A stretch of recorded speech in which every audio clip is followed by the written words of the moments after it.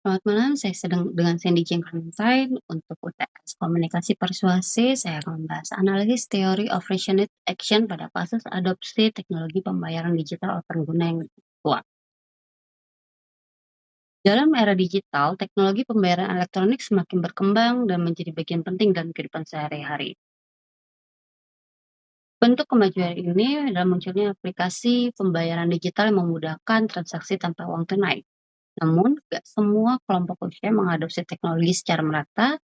Ini menurut data dari Kata Data Insight Center menunjukkan bahwa tingkat penggunaan aplikasi pembayaran digital di Indonesia menurun signifikan pada kelompok usia 50 tahun ke atas, yaitu berupa 28% dibandingkan dengan kelompok usia 18 sampai 29 tahun, di mana ini 78% dan 30 sampai 49 tahun itu adalah 62%. Nah, fenomena ini menjadi tantangan bagi perusahaan fintech yang ingin memperluas pasar produknya. Salah satu pendekatan teoris yang dapat digunakan dalam menganalisa hambatan adopsi ini adalah teori of resonant action yang dikembangkan oleh Eisen and Fisbion. Paper ini akan menggunakan kerangka TRA untuk memahami faktor-faktor yang mempengaruhi niat adopsi teknologi pada kelompok usia lebih tua, mengidentifikasikan keyakinan utama yang menjadi hambatan, serta memberikan strategi yang relevan untuk meningkatkan adopsi. Eh, Teori ini menyatakan bahwa teori of resonant action menyatakan bahwa niat seseorang untuk melakukan suatu perilaku ditentukan oleh dua komponen, pertama yaitu sikap terhadap perilaku dan norma subjektif.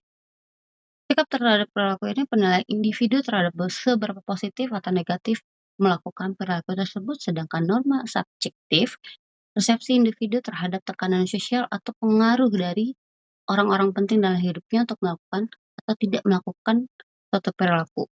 Nah, niat perilaku ini adalah prediktor utama dalam tindakan aktual. Dalam konteks adopsi teknologi, TRA atau Theory of Resonant Action dapat membantu menjelaskan mengapa seseorang mungkin enggan menggunakan aplikasi baru, terutama jika persepsi persepsi terhadap manfaat atau pengaruh sosial belum mendukung.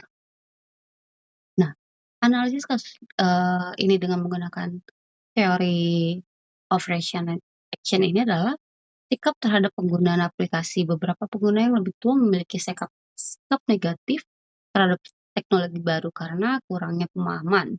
Mereka menganggap aplikasi terlalu rumit.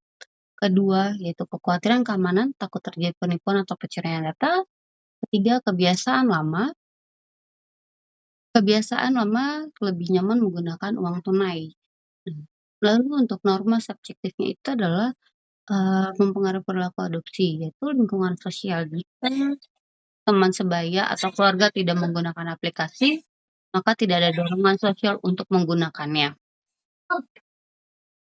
Kurangnya dorongan dari keluarga muda. Jadi generasi muda ini tidak selalu mengajak atau mengajarkan cara penggunaan teknologi uh, untuk generasi yang lebih tua. Mungkin salah satunya adalah malas untuk mengajarkan, atau uh, generasi muda itu akan menganggap generasi tua sangat sulit untuk diajarkan hal-hal baru. Balik lagi, ini adalah sikap terhadap individu. Oke, data pendukungnya berikut. Uh, Data pendukung menggunakan e-wallet berdasarkan usia, tingkat penggunaan aplikasi pembayaran digital berdasarkan usia Indonesia di tahun 2023 menurut uh, pengersada aktif e-wallet atau dari AG Group, itu adalah 78% itu pengguna adalah 18 sampai 29 tahun, 62% di umur 30 sampai 49 tahun, dan di 50 tahun ke atas 28%. Lalu strategi dan rekomendasinya strateginya ini adalah meningkatkan sikap positif terhadap teknologi, yaitu buat kampanye edukatif berbasis video tutorial sederhana dan berbahasa lokal yang mudah dipahami oleh generasi tua dan gampang untuk mereka pelajari secara otodidak. Tampilkan testimoni pengguna lanjut usia yang sukses menggunakan aplikasi, lalu memberikan simulasi penggunaan secara langsung di komunitas lansia seperti peserta lansia atau pengajian. Atau bisa juga melakukannya dengan seminar-seminar untuk para pengguna lansia. lalu menguatkan norma subjektif positif. Di sini kita harus melibatkan keluarga muda, anak, baik anak atau cucu yang bisa menggunakan teknologi tersebut untuk membantu lansia menggunakan aplikasi. Lalu menggunakan juga, tokoh masyarakat atau endorsement, misalnya ketua RT atau ustadz atau pendeta lokal atau selebriti senior yang memang seusia generasi tua, yaitu di 50 tahun ke atas.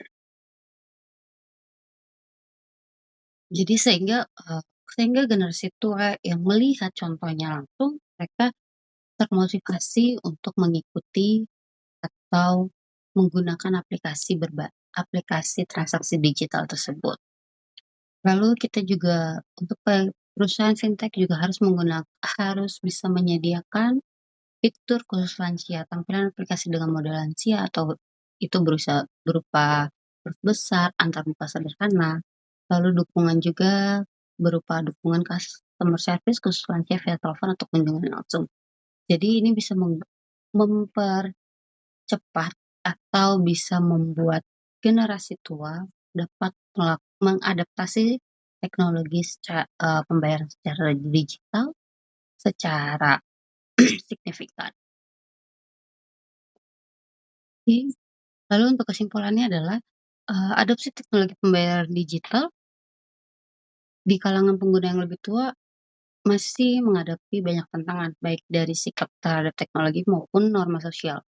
Dengan menggunakan kerangka teori of passionate action, perusahaan dapat memahami bahwa perubahan sikap dan norma sosial sangat krusial untuk meningkatkan niat dan perilaku adopsi. Strategi yang berfokus atau perusahaan fintech yang berfokus pada edukasi, dukungan sosial, dan desain produk yang ramah lansia dapat membantu menjembatani keseimbangan digital antar generasi, kesenjangan digital antar generasi. Dan di sini pun saya juga mau memberikan insight bahwa sebenarnya lansia ini mengerti, tapi memang kaum muda memang harus lebih intens untuk ngajarin ya.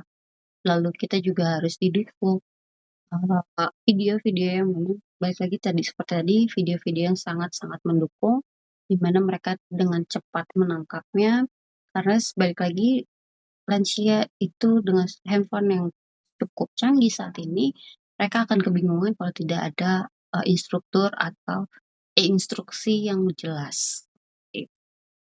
Sekian dari saya, terima kasih.